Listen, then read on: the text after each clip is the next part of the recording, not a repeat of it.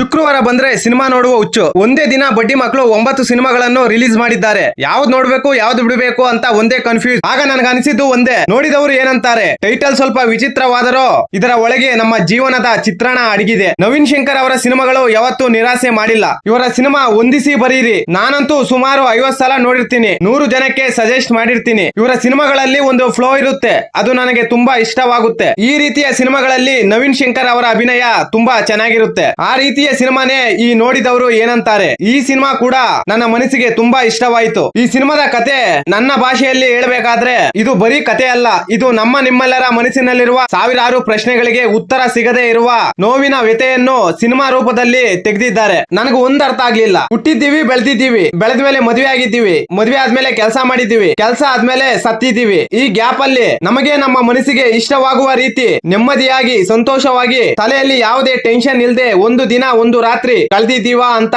ನನಗೆ ಅನ್ಸಿತ್ತು. ಬೆಳಿಗ್ಗೆ ಎದ್ರೆ ಅವನ್ ಹಂಗೆ, ನಾನ್ ಹಿಂಗೆ, ಅವನಿಗೆ 20,000 ಸಂಬಳ, ನನಗೆ ಯಾಕೆ 10,000 ಸಂಬಳ, ಅವನ್ ನೋಡಿದ್ರೆ ಹಂಗಿದ್ದಾನೆ, ನಾನ್ ಯಾಕೆ ಈ ತರ ಚಪ್ಪರ್ ರೀತಿ ಇದ್ದೀನಿ ಅಂತ ನಮ್ಗೆ ನಾವೇ ನೂರಾರು ಪ್ರಶ್ನೆಗಳು ಹಾಕೊಂಡು ಆ ಪ್ರಶ್ನೆಗಳ ಜೊತೆ ಜೀವನ ಮಾಡ್ತಾನೆ ಇರ್ತೀವಿ. ಈ ಪ್ರಶ್ನೆಗಳಿಗೆ ಉತ್ತರ ಸಿಗದೆ ಸಮಾಜದ ಮೇಲೆ, ತಂದೆ ತಾಯಿಯ ಮೇಲೆ, ಹೆಂಡತಿಯ ಮೇಲೆ, ಮಕ್ಕಳ ಮೇಲೆ, ಫ್ರೆಂಡ್ಸ್ ಮೇಲೆ ಎಗಲಾಡಿ ಹೊರಳಾಡಿ ಆ ಸಿಟ್ಟಿನಲ್ಲಿ ಒಂದಿನ ವೀಸಾ ತೆಗೆದುಕೊಂಡು ಫಾರಿನ್ ಟ್ರಿಪ್ ಗೆ ಹೋಗ್ಬಿಡ್ತೀವಿ. ಈ ರೀತಿ ಇರುವ ಮನುಷ್ಯರ ಮನಸ್ಸುಗಳಲ್ಲಿರುವ ಸಾವಿರಾರು ಪ್ರಶ್ನೆಗಳಿಗೆ ಈ ಸಿನಿಮಾದಲ್ಲಿ ಉತ್ತರ ಕೊಟ್ಟಿದ್ದಾರೆ. ಇದು ಬರೀ ಕತೆ ಅಲ್ಲ, ನಮ್ಮ ನಿಮ್ಮ ಜೀವನದ ವ್ಯತೆ. ನೋಡಿದವರು ಏನಂತಾರೆ. ಕೆಲಸಕ್ಕೆ ಅಂತ ಬೆಂಗಳೂರಿಗೆ ಬಂದು ಅಲ್ಲಿ ರೂಮ್ ಮಾಡ್ಕೊಂಡು ಅವ್ರು ಕೊಡುವ ಎಂಟಾಣಿ ಸಂಬಳಕ್ಕೆ ನೂರಾರು ಮಾತುಗಳಿಂದ ಬೈಸ್ಕೊಂಡು ಅವರ ಗುಲಾಮರಾಗಿ ದುಡಿತಾ ಇರ್ತೀವಿ. ಆ ರೀತಿಯ ವ್ಯಕ್ತಿಯ ಕಥೆಯನ್ನು ಈ ಸಿನಿಮಾದಲ್ಲಿ ತೋರಿಸಿದ್ದಾರೆ. ಬೆಳಿಗ್ಗೆ ಎದ್ದೇಳು, ಆಫೀಸ್ಗೆ ಹೋಗು, ಮತ್ತೆ ಆಫೀಸ್ ನಿಂದ ರೂಮ್ ಬಾ, ಬಂದು ಮಲಗೋ ಹೊತ್ತಿಗೆ ರಾತ್ರಿ 2 ಗಂಟೆ, ಮತ್ತೆ 4 ಗಂಟೆ ಸೆಟ್ ಮಾಡ್ಕೊಂಡು ಮತ್ತೆ ಆಫೀಸ್ಗೆ ಬೆಳಗ್ಗೆ ಎದ್ದೋಗ್ಬೇಕು. ಇದರ ಮಧ್ಯೆನೆ ನಮ್ಮ ಜೀವನ ಅಡಗಿರುತ್ತೆ. ಆಫೀಸು ರೂಮು, ಇದರ ಮಧ್ಯೆ ಏನಾಗ್ತಿದೆ, ಏನ್ ನಡೀತಾ ಇದೆ, ಯಾವನ್ ಸತ್ತ, ಯಾವನ್ ಬಂದ,